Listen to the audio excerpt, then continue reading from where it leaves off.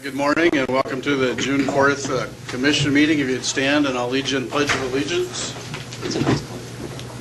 I pledge allegiance to the flag of the United States of America and to the republic for which it stands, one nation under God, indivisible, with liberty and justice for all. Just a quick reminder to silence your cell phones, and meeting documents are next to Commissioner Kelly over there in the black binder. And if you need a listening device, you can see Robert here up front. We'll go right into routine business. Item number 1 is consider a motion to approve the agenda. So moved. Boy, you guys are in a hurry this morning.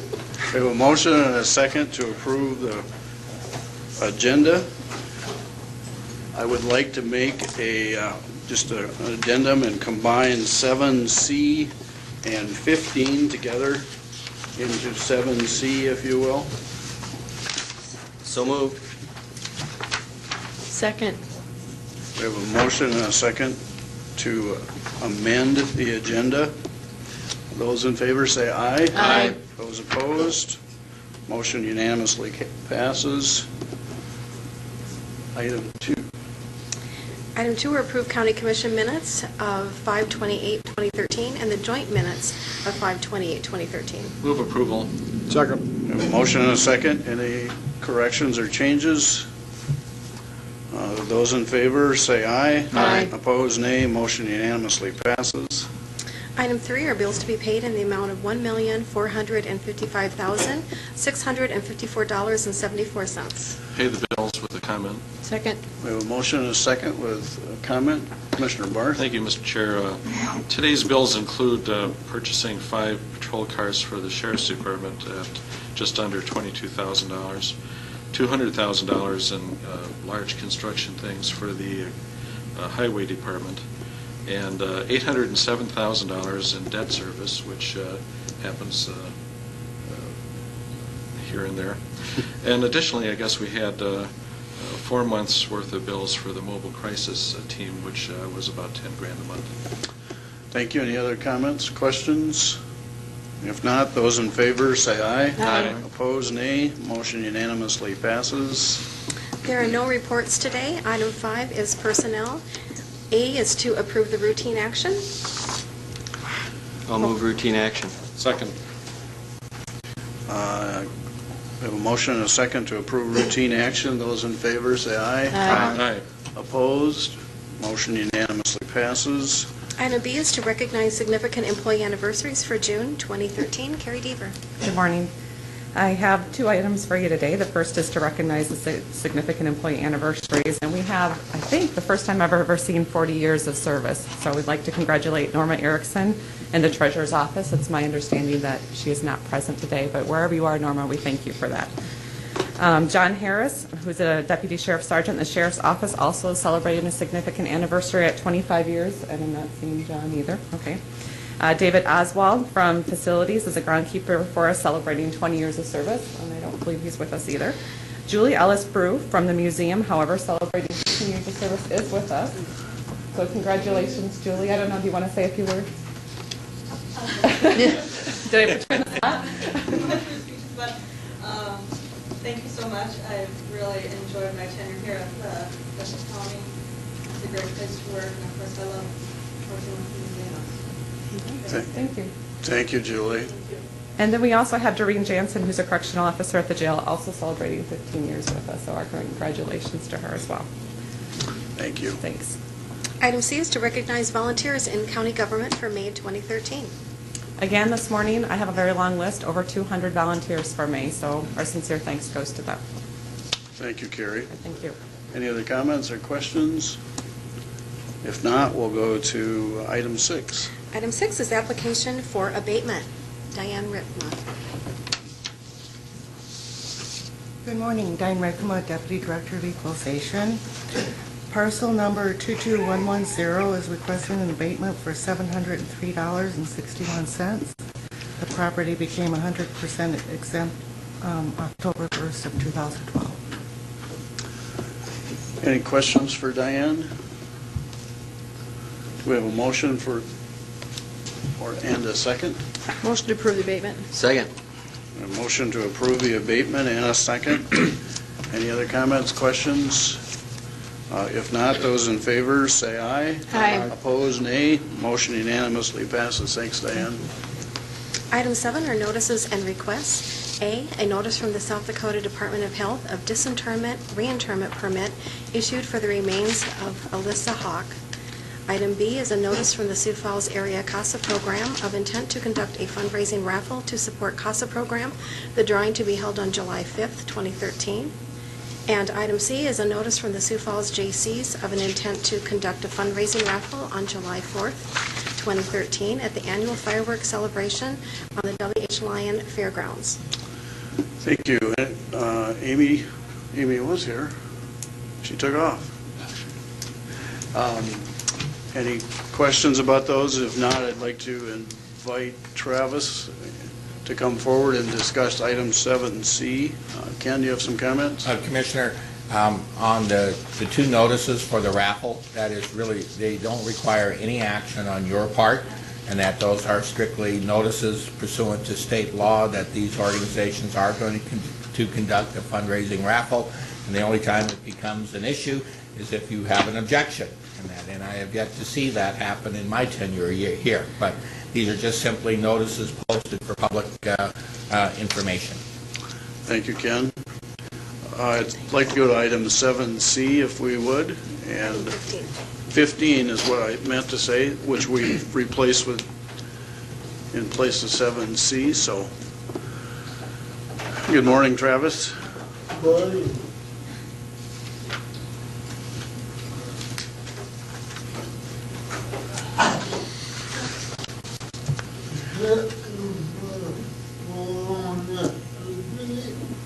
Thank you for allowing us to meet.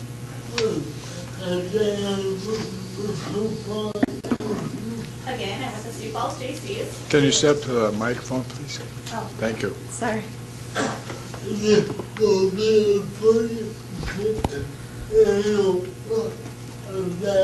This will be our 46th annual event.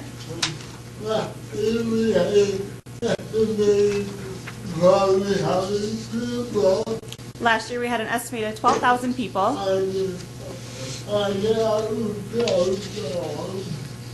or at the fairgrounds.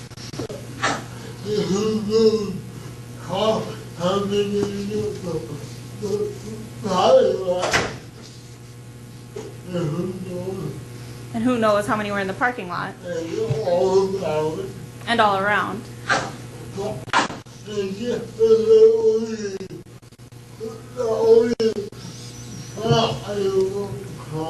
And this is the only fireworks show that is free for the public of Sioux Falls.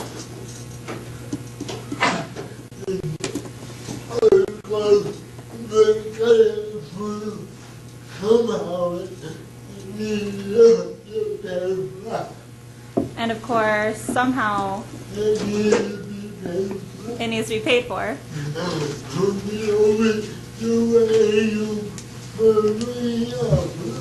So we always do our annual fundraising effort. This year,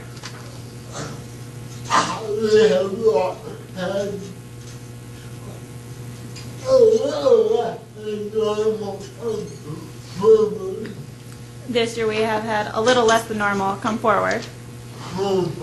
So far.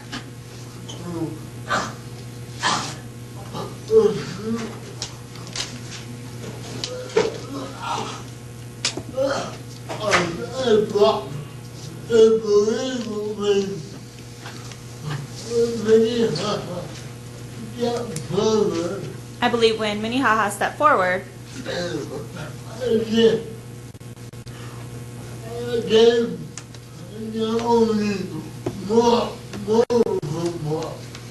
and just not only gave moral support, but also monetary support.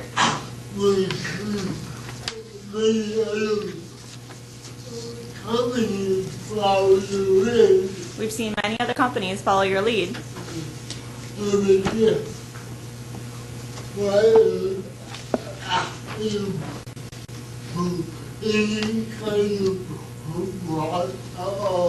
I would just like to ask for any support at all.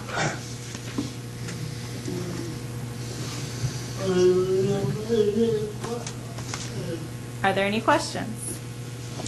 Thank you, Travis. Any questions for Travis or his assistant? I'm sorry, we didn't get your name. I'm Gina. Hi, Gina. Yep. Any questions for Travis or Gina? Mr. Chairman, Commissioner Barth? I would just make the remark that while it probably is not this commission that's going to be able to support this year, that perhaps those in the community that are observing this discussion today can step forward and help Travis and the J.C.'s with funding those fireworks. And hopefully it'll be a nicer day than today on the 4th of July. But it has been a tradition in our community for my whole tenure in this city, and I certainly hope that they can go forward. But and I will be making a personal contribution, but that won't cover the whole cost. Any questions or comments? Well, I think that last year we came up with a number that I think was, appropriate, and I'd like to make a motion that we contribute again. 5,000, I believe, is what we gave last year, and so I'd like to make that motion again. We have a motion. Is there a second to that motion? Is there a second? Motion dies for the lack of a second. Commissioner Kelly? Well, I think last year we made it pretty clear that we were going to help them last year, but it was a one-time deal, and I think that message was conveyed to them clearly. I guess we've gone through this 3 years in a row now, and I think somewhere they just have to. Their planning has to be a year out for getting the next year's deal, and I won't support anything this year. Other comments? If not, the motion dies for lack of a second. We do appreciate your efforts in getting here this morning, and we also appreciate the fact that you've been a leader in making that happen. I know that the Grand Falls Casino, I think, has stepped up, and hopefully that partnership, along with business partnerships, will support your efforts again. And at some point, if you need additional conversations with us, the budget process that we have won't be here until the event is over, but maybe we can reconsider it next year, frankly, when that budget is put together. So, Travis, thank you for everything you've done. Thank you for all your support. You're welcome. Thank you. We'll go back to item number 8 under regular business, which are under new business planning and zoning notices. Pat Herman. Oh, there are none. Sorry, Pat. There are no petition for compromise of lien today. The next item is opportunity for public comment. If anyone has any comments that they'd like to make about any topic that's not on the agenda, they are welcome to come forward, identify themselves, and we'd be happy to hear from you. Good morning. Good morning. Most of you know me. You're getting used to seeing me here. I bet you can guess why I'm here. Unfortunately, we still need your name, Sandy. Can't be completely hidden. I am Sandy Dean. I live in Hartford, South Dakota. I trust you all received my snail mail letter on Monday or maybe today. I won't bet on whether you read it or not. I have served 6 years on the Siouxland Heritage Museum Board and have recently been elected to the Minnehaha County Historical Society and edit their newsletter. 42 years of business of antiques, I have a lot of experience with collections and storage. I do not represent anyone or any society except myself today. I would like to note that we would like to thank Julie for her 15 years of service at the museum. And I think it's only appropriate that when she comes back from Belgium the collection center is up and running. I'm here to remind you of the need for the new Siouxland Heritage Museum's Collection Center to be located at the corner of Northwest Port Avenue and 54th Street on the $1 million piece of land donated by Bob and Kari Hall for that express purpose. You may be aware of the long list of questions presented by the mayor's office since the Joint Committee meeting last Tuesday, as well as the mayor's remarks in the article in the Argus on Sunday. The short answers, in my personal opinion, are that the homework has already been done time and time again and turned in on time every time. The museum board will be providing answers to them yet again sooner than later. The new facility is the only physically suitable and financially responsible choice.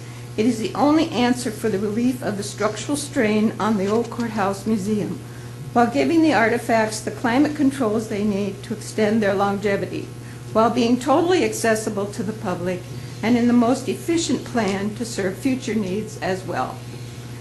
The location needs to be the Hall property, if for no other reason than out of respect for the generous gift. That location is more than suitable for the facility's purposes of collection, storage, and research, and takes the strain off the area surrounding the OCM, which can concentrate then on further restoration and some expanded exhibit and rental space. The Old Courthouse Museum is only part of the Siouxland Heritage Museums after all, with preservation and education as its prime missions. It does not exist purely as a downtown Sioux Falls tourist attraction, although it does that very well. The housing of the Genealogy Society will give hours of free human resources, and very little, if any, increases will be needed for county employees. Those questions have also been asked and answered a dozen times, and Bill Hoskins and the board have proven their willingness and ability to adjust to times of personnel and financial constraints. I would expect this county commission will see the wisdom in rewarding Bill and the dedicated staff for their successes in making do, instead of punishing them, as the mayor seeks to do, by withholding forward change because they have managed to make do so far. I propose it is that kind of thinking that has left the unsupplied paid-up members of Lewis and Clark without good water, while Washington fails to hold up their end of the deal. I would implore this commission to use all the power and influence at your disposal to lead the city of Sioux Falls to the only respectable decision regarding the collection center. That decision is to pony up the city's 1/3 of the collections portion of the building and half of the operations, with implementation to begin ASAP. It is the only decision that respects and serves the best interests of the citizens of the entire Siouxland Heritage area, citizens in and outside of Sioux Falls, both above and below the ground, from the past and into the future. Art and history are sport and rec too. In the city, if the city chooses to neglect the history of Minnehaha County, including the Old Courthouse Museum, whose image they use for their own aggrandizement when it suits them, the county needs to go forward without them. The museums will provide all it can, including sale of some of the land, and we are sure to find some private support. Building an extra area for the county and judicial records will fill that desperate need and save money now spent on storage that can be used to operate a much more secure situation. I really believe the city owes the county for $1.7 million in dirt. They mined off the Hall property for the sports fields if they back out of this deal. Thank you. Oh, and if that whole green community thing comes up in Hartford again, that is a disaster looking for a place to happen. Thank you. Thank you, Sandy. Mr. Chair, Commissioner Barth? would you mind if I made some comments on that issue at this time? Go right ahead. Well, basically, we did get this questionnaire from the city, and this issue has been hashed around for years, and the storage facility basically is a plan to put artifacts and items from the past, the present, and the future. It's a multi-generational effort to preserve our heritage. But the questions that we got from the city administration, there's a certain amount of either ignorance or chippiness about them. And I would just call your attention to a question here. Can we add on to the existing facility in some way to take advantage of? I don't think so. I mean, it's in the floodplain. Meanwhile, the Pettigrew, of course, we could demolish a few of the buildings in the area and build a nice 1970s style building or something. But I just don't see that as being a rational or reasonable question. And certainly the bureaucrat that came up with this list apparently is looking for every angle to dismiss it without using any effort at trying to work with us. I commend Sandy for coming to today's meeting. It's a pleasure to serve with her on the board at the museum, and certainly she has a fire in her belly about this issue, and I think some others do as well. Thank you. Commissioner Kelly? Well, Jeff and I were on that task force or advisory committee, whatever it was. I don't agree with Jeff. I think there were some pertinent questions asked in that thing that should have been asked at our committee meetings and weren't. I think particularly that first question about the need for about, what was it, 88, I haven't got it in front of me, but something like 8,800 square feet of additional storage to compensate for the area that we're using up in the attic. And this had 29,000, and they were legitimate questions. Some of them were a little trite, I think, but generally I think they were legitimate questions that should be answered when you're asking for the county and the city to cough up $1.3 million each and put this facility. It's more than a storage facility. It has the administrative, it has some research in there, and it has a huge amount of storage, which is climate controlled. It's a nice facility. I question though at the price tag we're looking at originally, and they've got 20 acres. I can't remember the numbers. Was it 20 acres of land they can sell off and still keep 5? And there's pretty good value to those acreages, and they might be able, through that whole process, to be able to fund it themselves, fund what they need themselves. We're in a position, I think the city has, everybody's got its allocation of monies in their CIP, and but I hate to say that I think the mayor had a lot of questions, and those questions were posed, and since he's going to put together the budget for the city, I think he had a legitimate right to ask them. Can you respond? I would like to hold this to just conversations, because we agreed, I think, many months ago that this would be part of our capital improvement program and not a debatable issue. In open conversations, we're happy to hear from the public, but we can bring some of that information to the CIP hearing. But if you got additional comments now, I'll listen to them. Thank you, Mr. Chair. I do agree with Dick, and there are certainly reasonable questions in there. And the idea of building a facility larger than is necessary to store our current artifacts is a reasonable question. However, we are acquiring more items all the time, and when we built the events facility, as we're building it, we're not building it for the population we have today. We're building it for the future. Otherwise, we could get along with the arena. So the idea that I think that's a reasonable question. I think that hopefully the answer will be clear. On the other hand, some of the other questions I think are, and I'm not sure that I would attribute them to the mayor. Thank you. Okay, thank you. Sandy, again, thank you for coming. Again, just to reiterate that we will be addressing the capital improvement options, if you will, at the budget hearings in a few weeks.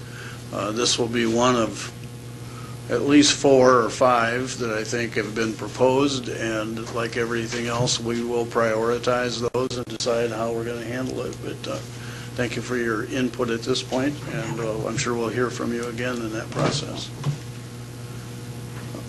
Any other comments, questions in the public session. Without seeing anyone moving forward, we'll go to the next item. Routine or regular business, public hearing to consider vacating the public right-of-way described as Edgeview Court, lying between Lot 2, Block 5, Sorum Subdivision, Lot 1, Block 4A, Sorum Subdivision, and Tract 4, Sorum's Addition, all in Section 9, Township 102 North, Range 49 West. Dustin Powers. Morning, Dustin. Morning, Commission. Dustin Powers with the County Planning Department. Today we're looking at a petition from Jason Erickson to vacate Edgeview Court in Renner, South Dakota. The street right-of-way was platted in the early 1970s and has never been constructed. The vacation of the right-of-way would eliminate an issue with the building that is currently built in that right-of-way. Also, the surrounding property owners wish to replat the properties that would eliminate issues with the driveway to the neighboring property to the south, as well as a propane tank for one of the residences that is on the farm ground to the northwest. So by vacating this and allowing the replatting of these properties would solve some of the issues that are currently with ownership of the buildings and propane driveways, the issues that are out there with just where things were constructed and not on the subject property that they should have been at the time. The vacation would not landlock any of the surrounding properties. As you can see on the map, the Maple Groves farm would still have access off of Lindbergh Avenue via Edgeview Court over here. Also, they have access off of 475th Avenue, which is also South Dakota Highway 115. The two residences would still also have access off of Lindbergh Avenue, so we're not landlocking any parcels by allowing the vacation of this roadway. South Dakota codified law requires that a legal notice be published 2 consecutive weeks. The notice for this hearing date today was published on May 13th and May 20th, and which scheduled the meeting here at this time. Vacation of the Edgeview Court would not landlock any of the parcels or properties subject to using Edgeview Court, and therefore the Planning Department is recommending approval of this vacation. So action today would need to be taken to approve or deny the vacation of Edgeview Court, which lies between Lot 2, Block 5, Sorum Subdivision, Lot 1, Block 4A, Sorum Subdivision, and Tract 4, Sorum's Addition, all in Section 9 of Mapleton Township. I do have just a quick couple photos here. This is just the intersection we're looking at. Here is the right-of-way. The neighboring property to the south uses this right-of-way as their driveway. So basically, if this were to get vacated and they were to replat, this driveway would be on the property to the south. As we walk down the driveway, this is where we run into the structure that was built in the right-of-way back in the early 90s. And so that would eliminate the property lines. Readjusting the property lines would eliminate that being in the right-of-way. It would be on private property. And then this is the propane tank that's on the northwest side of that property. Is currently where the property lines are, is probably around this row of trees, so the propane tank isn't on the resident's property. And so replatting that property would eliminate that issue as well. So just going back to this map here, the white lines are the current property lines. The yellow line is where the current right-of-way is, and the red lines are basically the proposed lines that they would be coming in to replat if this vacation goes through. So if there's any questions for me at this time, I could answer those. Also, the petitioner is here if you have any questions for him. Thank you, Dustin. Anybody have any questions for Dustin? This is a public meeting, so we would like to have anyone that's a proponent come and speak if they wish. Is there any proponents who want to speak about this topic? Nobody's moving, so we will ask if there's any opponents who wish to make comments. No one's coming forward. Be looking for a motion. Move to approve the vacation. Second. We have a motion and a second to approve the vacation. Any other comments, questions? If not, those in favor say aye. Aye. Opposed, same sign. Motion unanimously passes. Thank you, Dustin. Item number 11 is consider a motion to approve the 2013-2014 malt beverage renewal applications in Minnehaha County. The following on-off sale malt beverage renewal applications have been received in the auditor's office. They are for 38 Roadhouse, Baltic Corner, Bottoms Up, Buffalo Trading Post, Chasers, DJ's Bar, Friendlies of Baltic, Hunters Point Shooting Club, Huset Speedway, I-90 Speedway, Midway Service, Northern Links Golf Course, Ultimate Golf, Pump and Pack, Renner Corner, State Line Casino, Straw Bale Winery, American Legion Post 307, and Wildwater West. The following on-off sale malt beverage and South Dakota farm wine license that were received are for Crooks Gun Club, Sioux Empire Fair Association, and the Yogi Bear Camp Resort. The following package off-sale malt beverage license were received for Uncle Ed's Specialty Meats and Wall Lake Oil Company. All the applications have been reviewed by representatives of the Sheriff's Office, Planning and Zoning Department, and State's Attorney's Office, and there were no objections or violations reported. The action we are requesting today is to approve the 2013-2014 malt beverage and South Dakota farm wine license renewal applications. Thank you, Cindy. Anyone have any questions about any of the applications? I'd make a motion to approve them all with a comment. Certainly. Is there a second? I'll second.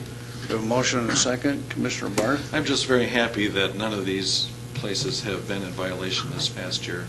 I know that in years gone by, we've had other problems. I know that we check them, and so I'm very happy that we don't have any.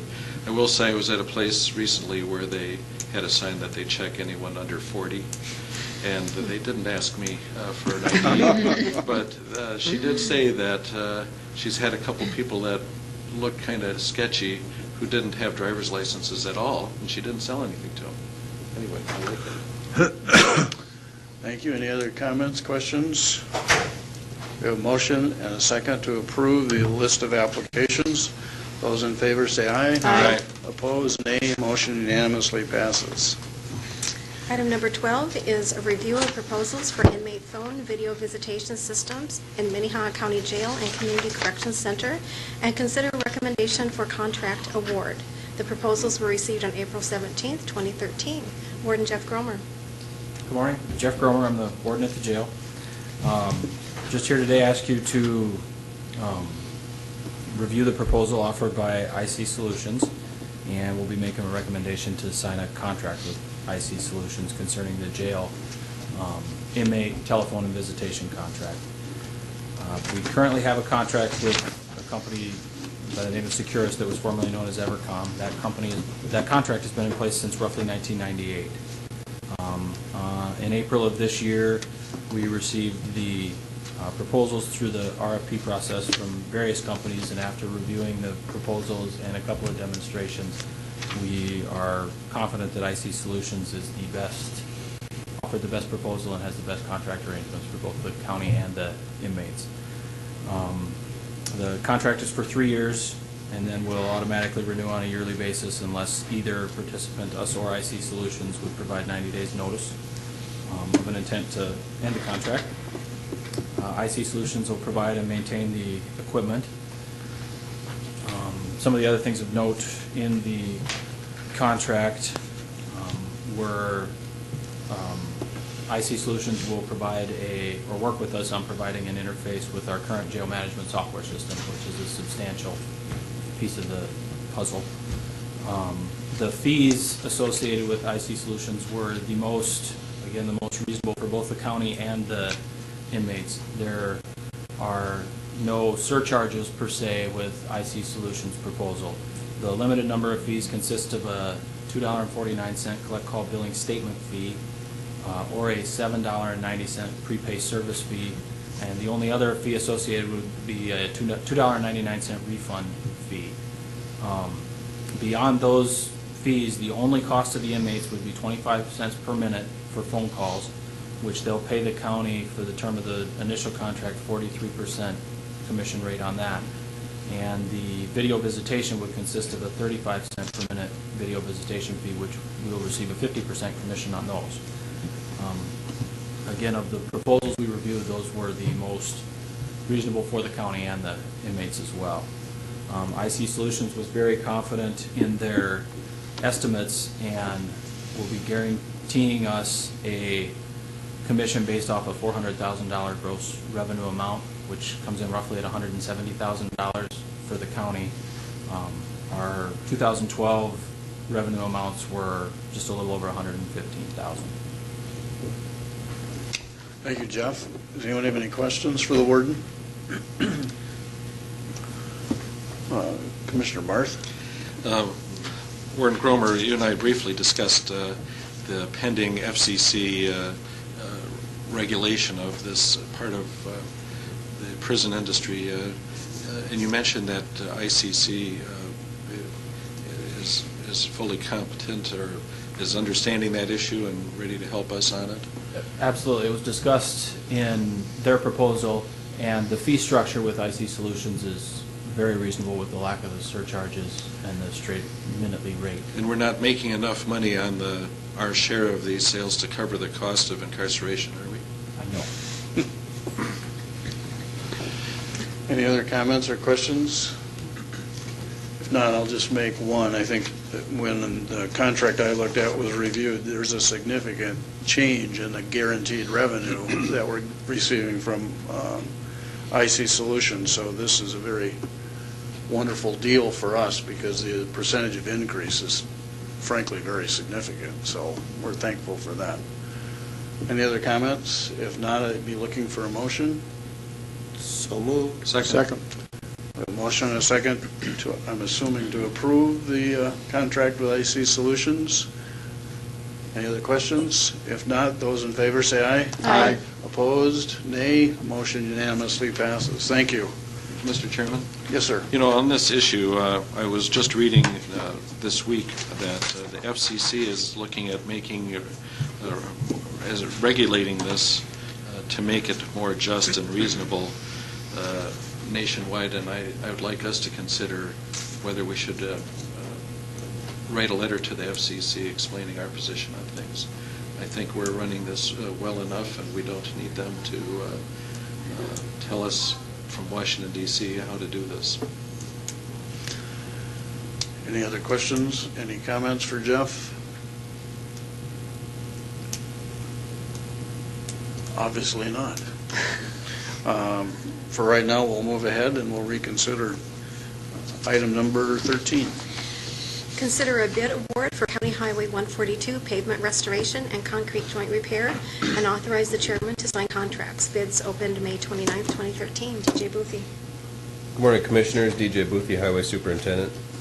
Pursuant to your authorization, we opened bids on May 29th for the concrete joint repair.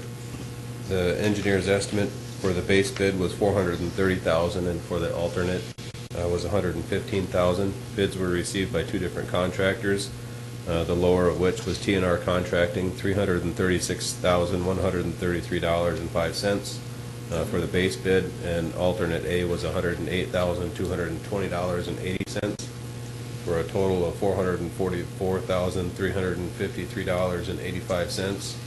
And today we're requesting your approval to have the chairman sign the contract with TNR Contracting for the $444,353.85 to award the base bid and alternate A. If you have any questions, I can answer them at this time. Any questions for DJ? I'll make the motion. Second. A motion and a second. I've just got one question. Can you tell me a little more about what alternate A is? And then I'd also like to know what the proposed estimate was on this project for this particular function. Yes. The alternate A, well, the base bid includes the concrete joint repair of the mainline roadway. Alternate A includes the asphalt shoulder, a milling and overlay of that shoulder. Originally, when we scoped the project, we did not consider the asphalt shouldering work, and so we included that as an alternate because we knew it would be sizable. However, we did also know that we would be able to perform that work on our own if we wanted to, but we figured we would bid it as an alternate just to see what the price would be. Very competitive price at $108,000. And so that's what the alternate A is. The engineer's estimate $430,000, and then with the alternate $115,000. We had previously submitted a list of projects to you guys that included this as $500,000, and so this $444,000 and change is less than the $500,000 that we had estimated that it would cost us. If I can follow up with that, where does that put us? Even if this project's below the estimate, where are we at aggregately, if you will, for the total project? Overall, we are still significantly lower than what we have budgeted for 2013. We have a list of projects that we are trying to prepare bids for and get through the bid process. If we do end up getting through all of those, overall our estimates, I think originally were showing as $83,000 over our budgeted amount, and we're a couple $100,000 less than that right now aggregately. Okay, thank you. Other questions for DJ? If not, be looking for, no, we have a motion and a second, I'm sorry. If not, those in favor signify by saying aye. Aye. Opposed, nay. Motion unanimously passes. Thank you. Item 14 is to authorize the chairman to sign amendment to Joint Security Protection Agreement for Air Guard security between the South Dakota Department of Military and Veterans Affairs and Minnehaha County. Keith Winya. Good morning, Commission. Keith Winya, Minnehaha County Sheriff's Department, Air Guard Division Supervisor. We're presenting an addendum to the contract between Minnehaha County and South Dakota Department of Veterans and Military Affairs. This addendum adjusts the contract funding from $934,300 to $894,300. Just a difference of $40,000. Should be noted that this deduction funding will not impact the Air Guard Division in any way. So, is there any questions? So you don't have any questions for Keith? If not, I look for a motion. So moved. Second. We have a motion and a second to approve the contract. Those in favor say aye. Aye. Opposed, nay. Motion unanimously passes. Thank you. Item 16 is to authorize the chairman to sign an agreement between Minnehaha County and South Dakota Department of Social Services Division of Child Protection, and an agreement between Minnehaha County and Luke Yellow Robe for qualified expert witness services for Indian child welfare cases. Kirsten Kaffner.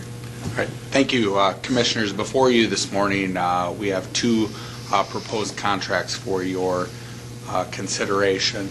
Under federal law, Minnehaha County is required to have an expert witness in cases involving the Indian Child Welfare Act and placement of Native American children in abuse and neglect cases. Our current arrangement is that the Department of Social Services with the state provides funding to Minnehaha County under contract, and Minnehaha County contracts with another independent contractor to provide that qualified expert witness service for those cases. Both the Department of Social Services and the contractor have proposed contracts for your consideration. Essentially, that fee is passed through from the Division of Social Services to us, and then the county pays it out to the contractor. So it is revenue and expense neutral to the county, and we would ask that you approve that proposed contract as written. It's in the amount of $98,880 for the year running May 1st to April 30th of 2014. Thank you, Kirsten. Any questions for Kirsten? I believe this is a contract we've had in place for a number of years. So correct. The only change to this is a slight increase in the amount of the contract given to us by the Department of Social Services. Thank you. If not, any questions? Do we have a motion? So moved. Second? Second. We have a motion and a second to approve the contract with DSS. Those in favor say aye. Aye. Opposed, nay. Motion unanimously passes. Item 17 is to authorize the chairman to sign the 2014-2016 labor agreement between Minnehaha County and the Minnehaha County Deputies Association. Ken McFarland. Morning, Ken. Morning, Commissioners. I'm pleased to report that we have concluded our negotiations with the Minnehaha County Deputies Association, and we have reached tentative agreement with them on a new contract for the 2014 through 2016 contract years. You have a copy of that tentative agreement that's been negotiated in your packets, and your copy that you have shows all the changes that were made to the current contract, either with overstrikes and or underlines. I've also been notified that the Deputies Association has taken the contract to their membership and that they have given approval to that agreement, and the president of the association has in fact signed off on their part of the contract that Cindy has sitting on her desk right now. The major points of that contract are it will be a 3-year contract, and it's through 2014 through the last payroll period in December of 2016. As far as wages go, the association is guaranteed a minimum 1% increase in salary, or that is approved by the county commission for other employees of the county, whichever is greater for the 2014 contract year. There is no guaranteed increase for the 2015 or 2016 contract years, and the step increase is guaranteed for the 2014 contract year. In addition, and that we will agree to complete a wage study by May 1, 2014, at which point the contracts can be reopened for wage discussions only during the 2015 and 2016 contract years, for those years. In addition, and that we've switched out the President's Day holiday, as was previously in the old contract, in favor of adding the day after Thanksgiving as a recognized holiday, and we had some other minor changes in the language regarding the holiday schedule. We've increased the shift premium pay from 40 cents per hour to 50 cents per hour for all regular duty hours worked between 6 p.m. and 6 a.m. And we've also made some minor language changes in our grievance procedures, mainly having to do with time frames for dealing with and answering grievances. The clothing allowance, there were some minor changes made to the clothing allowance section to incorporate the new corporal position, and some minor adjustments in the clothing and equipment issued for corporals and for the jail staff.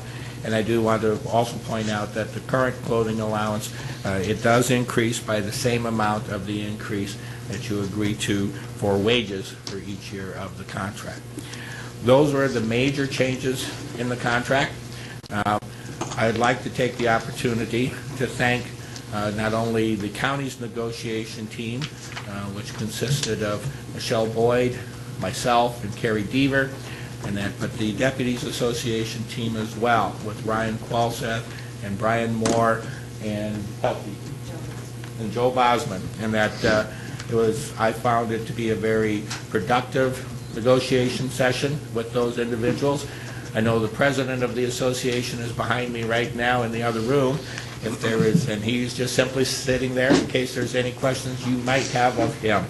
But I don't know if the fact that we both agreed early on that we weren't going to have lawyers sitting in with us during the negotiation session helped move things along in a nice pace, but it's certainly moved along very well, and I am grateful for Kirsten, though, for reviewing the contracts and giving us his insight on the contracts. But we didn't make him sit through the sessions. So with that, we would recommend, unless you have any other questions, we would recommend that you authorize the chairman to sign the agreement.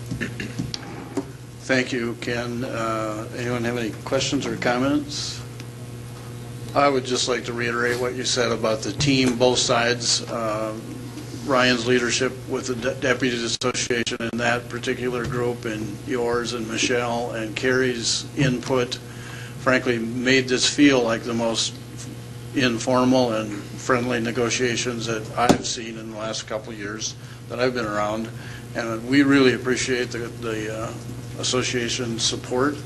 And frankly, this makes the whole budgeting process for us a lot easier to have this done this early in the year.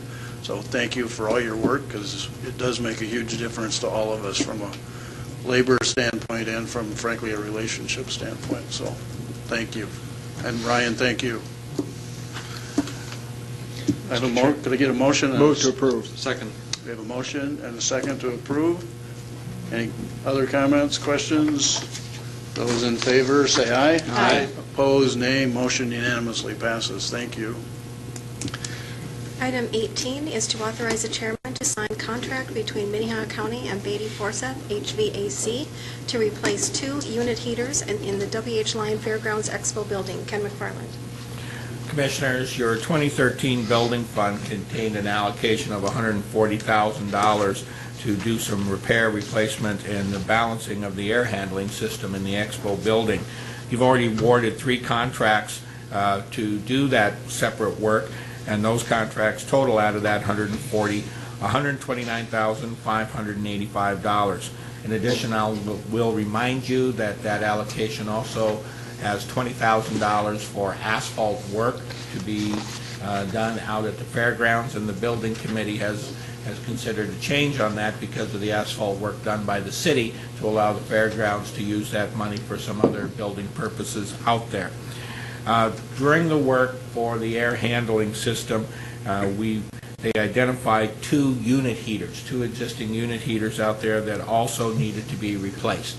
And Beatty Forsyth who's also doing some of the work out there, has forwarded a contract to replace those 2 heaters at a cost of $6,400.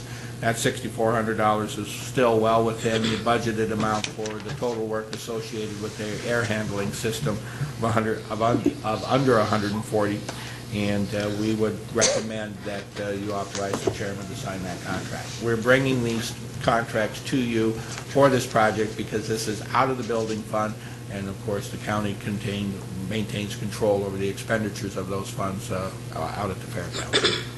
So. Any questions for Ken? Commissioner Peckus? Are they pretty rock solid that there aren't going to be any change orders here? Because the change order indicates they get the cost of work plus 20% overhead Correct. And profit. In my conversations with Scott on that very thing, he has assured me that this is it. For this contract, this is it. Other questions for Ken? If not, I would be looking for a motion. Motion to approve. Second. And there's a second. Those in favor, say aye. Aye. Opposed, nay. Motion unanimously passes.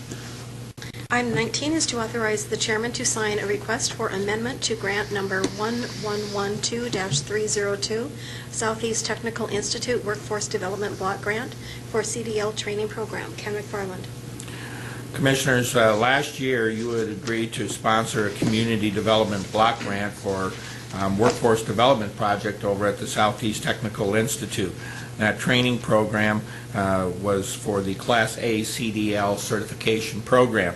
The original grant was for $120,000, and it allowed for the purchase of an additional semi-tractor for the training program and scholarships to allow an additional 20 individuals to complete that CDL certification program. That program appears to have been wildly successful, and we have now have an amendment that's being brought to us from CCOG, who's doing the grant administration for this, to amend this grant to provide an additional $110,850 for 30 more scholarships for individuals to complete the CDL certification program, and it extends the grant period for another 6 months in order to complete that certification. So we have a copy of the request for amendment and the proposed budget, and CCOG is strongly recommending that you authorize the chairman to sign the grant amendment to allow the program to move forward. Questions? Just a comment. I just think this is just a wonderful opportunity, considering there is always a shortage of truck drivers, and truck drivers are the backbone of America that move our stuff from state to state, and we need them. And the fact that we can have a scholarship program for put 30 more drivers on the road is wonderful. Other comments? I would just like to make one. Last week when I left early to go to Brandon to the Marmon ribbon cutting, grand opening, whatever you want to call it, the president from Marmon made comments about the cooperation of government with their need for truck drivers, welders, engineers, and they're going to be hiring up to 250 new employees in the next 12 months or longer, a little longer. And those are all very high-paying positions as far as bringing the wages up a little bit, and he commented about the fact that he felt very comfortable with the fact that we would be able to provide the workforce that he really needed. He had a couple other comments I won't say publicly about how fast government moves, but in South Dakota he complimented the fact that this got done in a hurry, and that's one of the reasons why they moved here. And this is going to be a huge economic value to the region and frankly to the whole country, because he is an international company with an amazing story to tell. So it's a great partnership, and I obviously will support the training program. Any other comments? If not, looking for a motion to approve the CDL training program with CCOG. Motion to approve. Second. Those in favor say aye. Aye. Opposed, nay. Motion unanimously passes. The next item is Thank you. Minnehaha County Commissioner Liaison Reports. Does anyone have any liaison reports this morning? If not, we'll go to new business. Any new business? Ken, would you like to make some comments about the budget process that we're getting started with? You bet. Thank you, Commissioner. All of you have a copy of your timetables that you have indicated that you are available to conduct budget hearings that are coming up. I think Commissioner Benega and I just briefly discussed before the meeting, some of those proposed times that we could slot in based on your availability in order to begin that process. And I know, Commissioner Benega, if you have a sheet of some of the times that we've talked about that we'd like to at least talk to you folks about and make sure that we get on the calendar so we can start scheduling budget hearings. One of the things, once we determine that schedule of when you're going to meet, will be very helpful for us is just some basics. I'm assuming the Commission would like us to bring in all the departments for budget hearing like what we've done in the past couple of years. Before, we used to concentrate on only those departments that had increases or significant increases, but the Commission really shifted away from that philosophy and just wanted to talk to everybody. The other issue for me as far as scheduling is your stand on the outside agency requests, and that calling them in. Do you want to schedule some time for the agencies to come in, and we can keep it as long as or as short as what you want. And then we hope to use towards the end of the budgeting session a time block where you can discuss strictly building issues and the capital improvement schedule. So Commissioner Benega has outlined sometimes, and we'd like to discuss that with you to make sure that those are good for the rest of you, and we'll start the scheduling process for the hearings. Thank you, Ken. When we reviewed this, we tried to do it so that there was probably only one session a week starting the week of June 17th. In my estimation and Ken's memory is that last year we had 9 sessions, and we did address all the departments' needs. We suggested that they make a written presentation to us that we could read beforehand, and that they not go ahead and reiterate and redo that in the hearings, but let us just ask the questions, and if there was any changes that we had concerns about, we would be happy to go through them in an organized manner. We did invite all the outside agencies that went through the applications process. We did change the applications this year based on my experiences with needing more information about expenses, not just the revenue side of an agency's budget, and also about the growth in units of service and all those kinds of things. So we've asked them for more information. It's the same kind of format that United Way uses, which is very efficient and productive.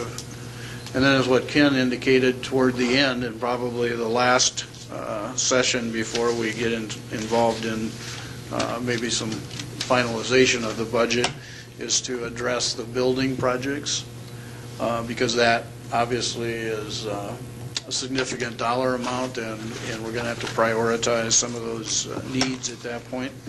I'll just give you briefly what I have put together, and my rationale was, again, doing one meeting at the most, if possible, on a weekly basis, but more importantly, getting as many people involved from the commission as we could. And I know that that's like herding sheep some days. So we have on June 18th, the evening meeting from 6 to 9 was the proposed time. We go to the next week of June 26th. That will be an all-day session on Wednesday, the 26th. That'll give us 3 sessions in a row, but that will, frankly, complete a lot of the process. We don't have anything for the week of July 1st. Obviously, there's a holiday in there, so there's going to be some extended vacations, I'm guessing. And then we go to July 8th. Again, an all-day session on Wednesday, July 10th. I'm sorry. Wait, what was the 8th? The 8th is an all-day. Okay. Are we doing the 8th all day? I thought we were just doing the 10th. No, I didn't use that one, because I came up with 9 without that one. Okay, so it's on the 10th. I can change this if you'd like. I have it the 10th, starting at 9 o'clock and going all the way to 9 o'clock that evening. And then, again, that's June 10th, which is a Wednesday, July 10th, I'm sorry. And then the last 2 sessions would be on, and July 17th in the evening is the building committee one from 6 to 9. And then on the 18th, when we're all available for a change, on Thursday from 9 to 11:30 will be the wrap-up, and try to get as much of the proposed budget wrapped up and put together by July 18th, which gives us then time for the auditor's office to put all those numbers together. And again, that's just a proposal. We're very flexible, but right now I think that would work. That does give us 9 sessions. So anybody have any comments, concerns, Commissioner Peckus? Just the opt-out drop dead date isn't that the 15th of July? So it looks like we have an all-day on the 10th, and if there's, for whatever reason, a reason to opt out, and I'm not saying we are, but I'm just saying that if that decision is going to be made, it would have to be completed by the 10th, which is that all-day session we have. Any other comments?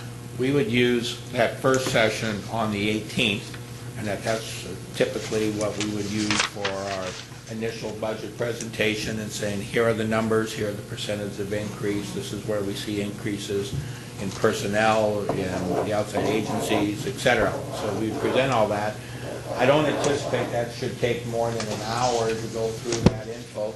So it'd be my intent to start some budget hearings with departments probably yet that night, that very first night after the initial budget overview session with you. And then at this juncture, I think what I'm going to shoot for is on the 26th is to start the department schedules, at that point, and fit in as many as we can during that, and I'll just adjust the schedule as far as how much time to allocate for each based on the requests that we're seeing.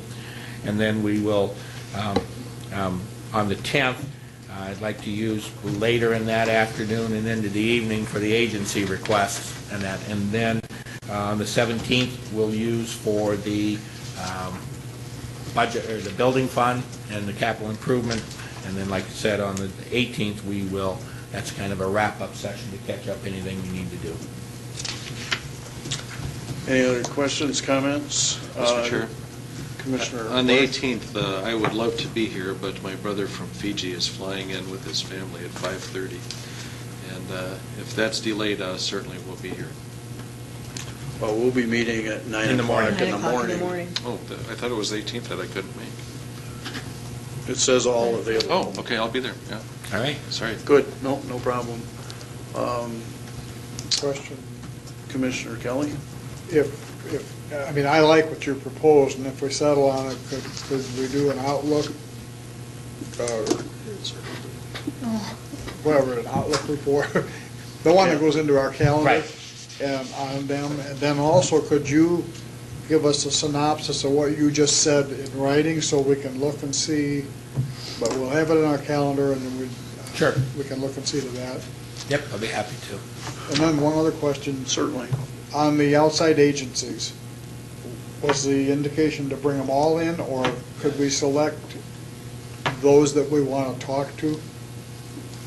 I mean, there was an awful lot of requests there. There were brand new ones, there were some that were way over the top, and we might want to take a couple, 3 or 4, I don't know, and say, hey, we would like you to come in and present, otherwise do like we did last year where we just looked at them and it's up.